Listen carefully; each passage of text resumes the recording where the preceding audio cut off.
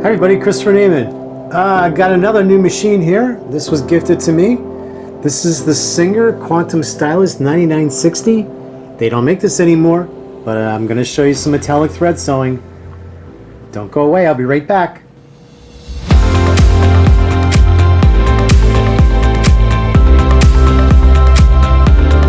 Okay, welcome back everybody.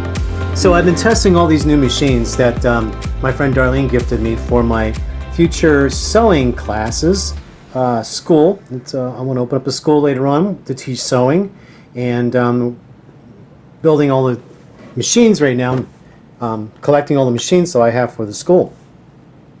Darlene was so kind to give me these machines. She's downsizing her studio, and she says, come over and take what you want. So I have been, and I almost feel guilty doing it, but they need a home, and I'm the best home for them right now.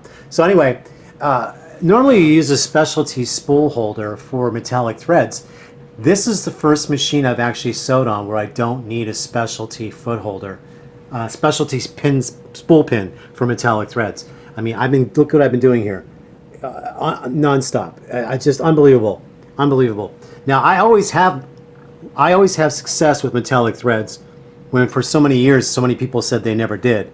So I taught metallic threads across the country. I taught my faux leather handbags. I was the first one to do that.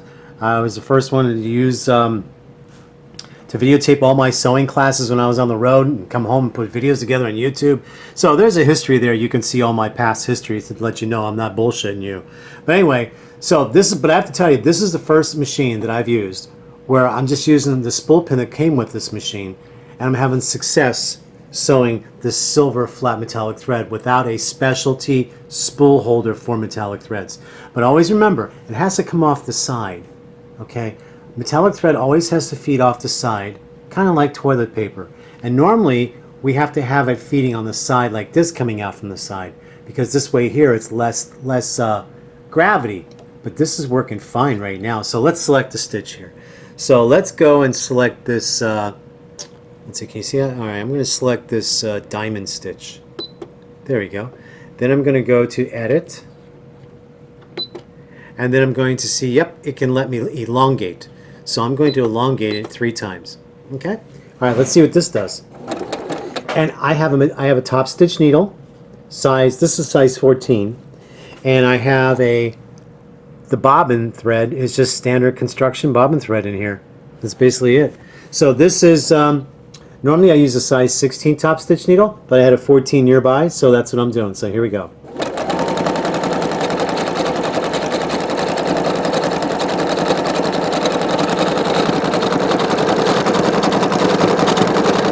Now this machine is a smooth running machine. It's a very smooth running machine.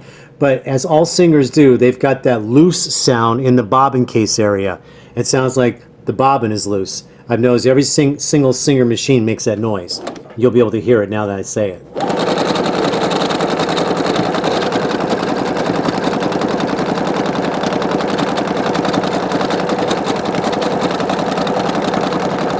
Now that's a noise I don't hear in Janome, Brother, or Baby Lock.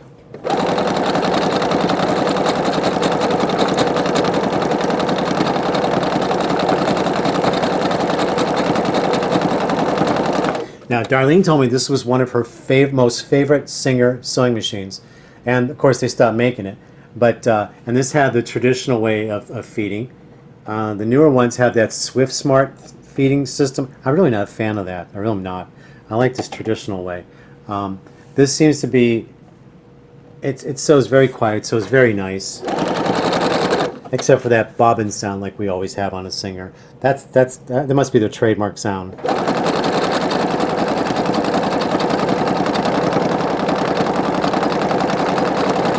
So as you see, I've been sewing with metallic thread and not one breakage.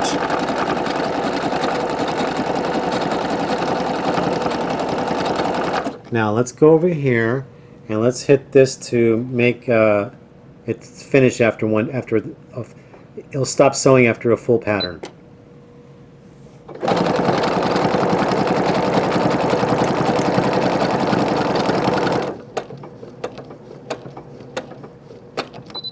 There we go. And then we'll hit the scissor button. And now I'll take it out. This does not have a knee lifter. In my opinion, this machine would be the ultimate Singer sewing machine if it had a knee lifter. I mean, when you work with industrial sewing machines and you get used to that knee lifter, and you come to a home sewing machine that does not have a knee lifter, you get lost. And then one nice thing, this machine, it came with an extension table. Now, I've seen these machines are still available online. You can still buy this model online. Like Singer doesn't carry it. Singer's not making it anymore. That's what my friend Darlene told me. But so I went online and I saw you can still get this machine in various places. So there's still inventory, but they're not producing. The manufacturer's not producing anymore. So there you go. Let's see the back. There's the back. Nice balance of stitching. And I didn't do anything. That was all auto tension. All auto tension. And so I've really done a lot of sewing on the Singer sewing machines the last few days, ever since Darlene called me and said, "You want any sewing machines? Come get them." And I'm like, hell yeah. Yeah, score. There's the XL 550 over there.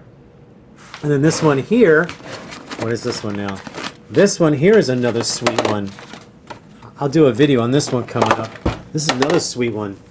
I like this one. And you want to know something? This machine had a gold plate on it with a Baby Lock emblem in Australia several years back. So this is the same machine that was sold under the Baby Lock logo in Australia, and you can see in America it was under the Singer logo. You see? So all these companies, they're sharing. So there we go. What do you think of that? So let's try a buttonhole. Let me set this up. I'll put the camera down and set it up for a buttonhole. Okay, so I got some scrap satin fabric here. I'm going to make a buttonhole on with some blue thread. I'm not going to say anything fancy here. Let's go to where the button maker is. Let's see if I got that right. Buttons will be, oh boy, 104. So let's go back. There we go. There we go, 104. Okay. We'll put the foot down. And we've got to pull the lever down. There we go. And let's see what it does. This is all automatic one-step buttonhole.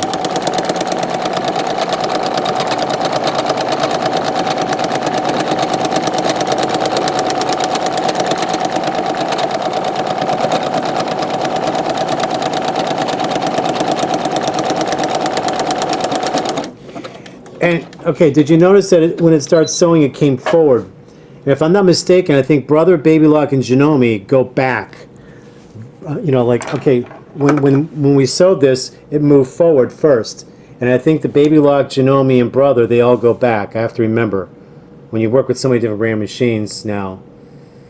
So that was interesting. So let's cut the thread. Let's see what it turned out like. Oh, that's a pretty button. Pretty buttonhole, and there's underneath. Very pretty. And Singer has this plate where you put the fabric between the plate. I think my new Janome has that too. So anyway, this is just a little review. Look at all the decorative stitches it does. I know a lot of people have this machine. They say it was fabulous, and I remember hearing that, but you know, I wasn't really turned on with Singer years ago, and now since I've gotten these machines, I have to say that, you know, for a person who really wants to sew, as entry-level machines that are above just basic, I suggest these machines. You know, I would say, yeah, I put my stamp approval. I know everyone compares these to the vintage Singers, you know, because the only Singer I've ever really owned is a vintage 401A, and years ago I owned a 14U31 Serger, I think it was, yeah. A little serger. I love that little serger. I traded it in for differential feed serger, FAF serger, which died on me. But anyway, so I know people are always comparing these Singers to the vintage Singers, and there's no comparison. You cannot compare those vintage Singers to these modern computer plastic case machines. It's like two different Singers. You know, it's still the brand name, just like Brother. Brother vintage machines, same way. Bernina, Pfaff. They all made those vintage machines back then that were fabulous, heavy duty. They're still around today. And now every brand today is making these plastic casing machines with a computer screen that you're lucky after 20 years if the factory still will make the screens to replace them. Otherwise, they'll say, sorry, we don't make it anymore. You're going to have to throw the machine out and buy a new one. And that's why people really love vintage machines, because they're not throwaway. They're not throwaway. You can get parts for them to fix them. But today, the computer machines, what's nice about them is so many decorative stitches, some of the modern conveniences. Will they last 3 generations from today?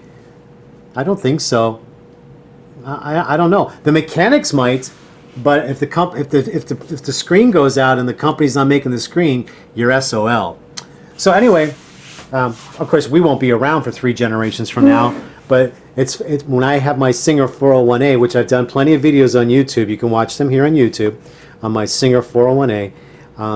Every time I sit at that machine, I'm thinking of the history of that machine and somebody's grandmother and great grandmother who owned it, and makes you wonder, like, what did they use it for, you know? And how pristine they kept those machines, how beautiful they kept them. Oh, I realized something I want to point out to you.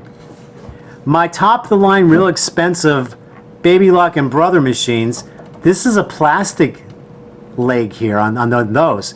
On this one, this Singer 9960, this is all metal. This is all metal all the way up. It's not plastic. It's not any of that cheap plastic. So, you know, this is a fraction of the cost of the top-of-the-line Brother and Baby Lock machines. And here, you still have a metal throat plate. All metal throat plate, except for the plastic covers you can see through. And it has a metal pull-down buttonhole lever. So I give that a plus. Give that a plus. Okay, that's it. Bye.